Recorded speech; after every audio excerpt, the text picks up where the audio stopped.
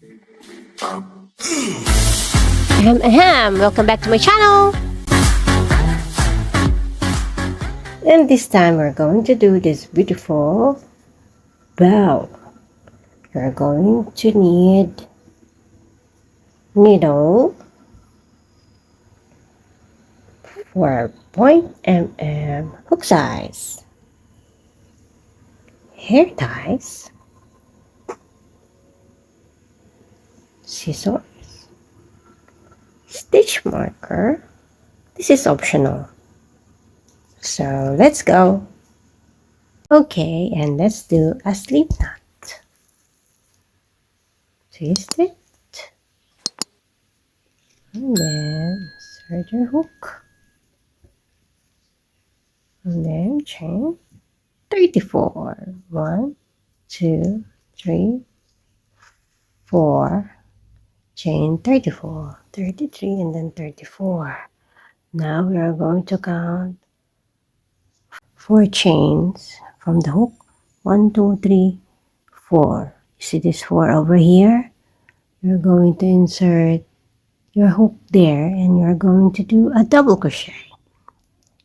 Double crochet is you wrap it like that and then insert into the 4th chain from the hook, pull up a loop, pull up 2 loops, and then 2 loops like this. This is the double crochet, right? So here is the 4 chains. 1, 2, see, 1, 2, 3, and 4. Tapos chain 1 and then skip 1 and then double crochet.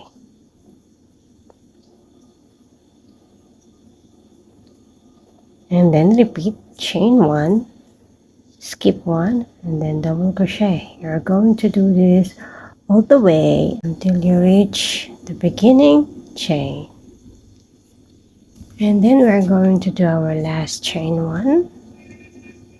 And then 1 here. The stitch there, you have to skip it. Tapos 1 double crochet. Yeah, like this. There you go. You have this. You should have, let's count, 1, 2, 3, 4, 5, 6, 7, 8, 9, 10, 11, 12, 13, 14, 15, 16, 17 double crochet. Okay, now what we're going to do is to chain 1, 2, and then chain 3. These 3 chains counts as 1 double crochet. Okay, this is your double crochet, these 2 chains. So yung 1 chain nyo, yan yung skip. Skip dito. Naintindihan nyo ba? Parang hindi ko na naintindihan eh. And then after that, basta yun. Okay, magulo.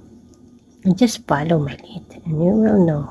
And then after that, you're going to do double crochet into double crochet that you've made in the previous row. Diba? Ganyan lang siya. And then chain 1. Then after that, skip.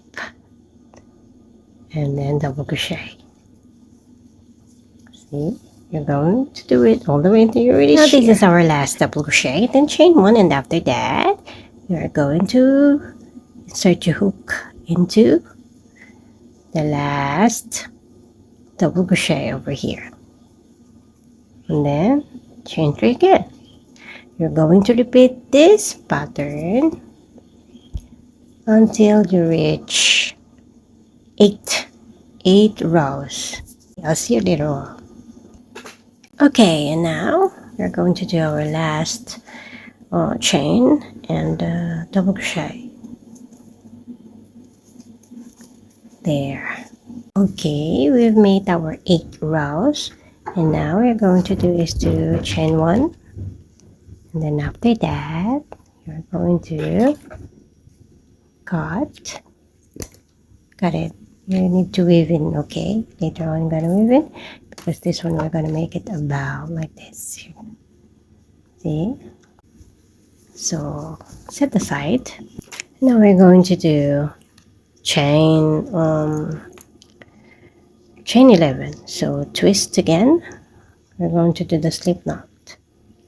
So this is your slip knot, and then 1, 2, 3, 4, 10, 11, and then second chain from the hook, you're going to do single crochet. You're going to do single crochet until you reach here. So we've made 9 single crochet already, and this will be our last single crochet. So you should have 10 single crochet. Okay, and then chain 1 ulit, and then turn, and after that single crochet, 1 single crochet, 2 single crochet until you reach here. Okay, you should have 10 single crochet, 9, and then 10. There you go. And then after that, chain 1, and then leave enough yarn for sewing. Okay, and then you're going to weave in this here. Weave in.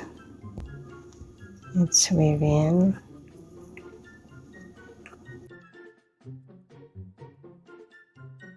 Got the yarn.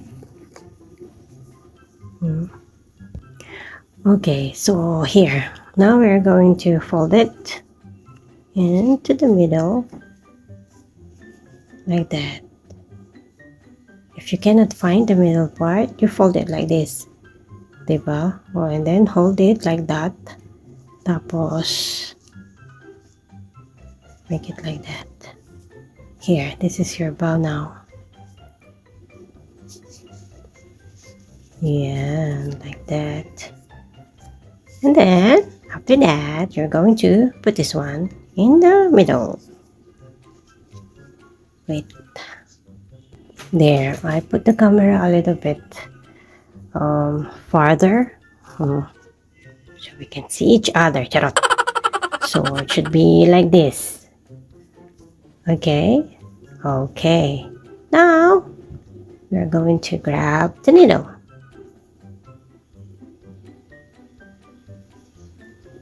There, all like that. And then after that, find the middle part again. If you're confused, there you can find 1, 2, 3, 4, 5, 6, 7, 8. 1, 2, 3, 4, 5, 6, 7, 8, 9. Oh, so yan ang middle. So yan ang middle, ha? Ganun lang yan. Napakadali. Huwag gawing komplikado ang simple. Simple nito, promise.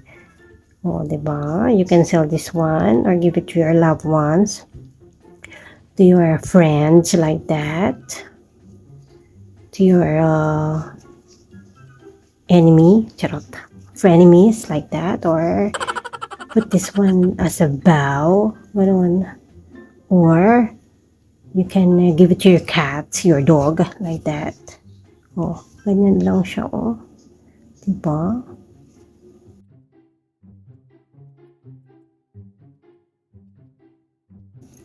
Like this. Now you have like that. You can either make it, want to put the design here like this.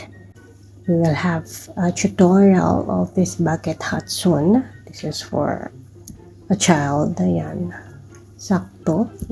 Summer na. Summer is coming. Ayan. Swimming time. Ayan. Ganyan. Or you can make it hair tie like that. You can sew it here in the middle, like this. You can sew it, and then you are done, right? Okay, now we attach the, ano ba yan? Ano tawag dyan? Basta yun yun. And then we attach that, right? Tapos again, insert here, ganon. And then, bahala na kayo kung paano nyo gustong gawin yan. Problemahin ko pa ba? Charot!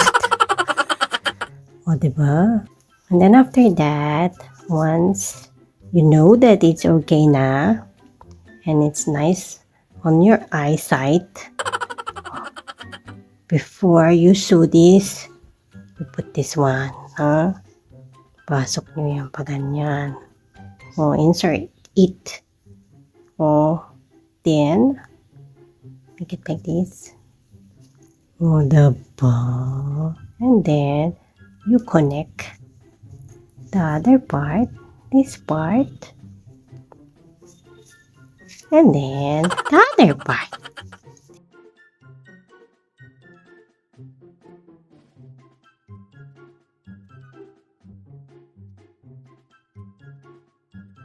Now, once you know that the thread is secured, it's okay, and it's okay for you. Oh, ganyan lang siya, tapos na. And it's done. Now, you have a tie. So, yun na nga mga kapatid. Ayan, we have finished this beautiful bow. Okay, and I'm open to any kinds of commissions. All you have to do is to PM me for details or comment down below. You can find me on Facebook also. You can like my page if you wanted to. If you don't want, and then you don't want. Okay, and I'll see you again in my next video. Much love for me.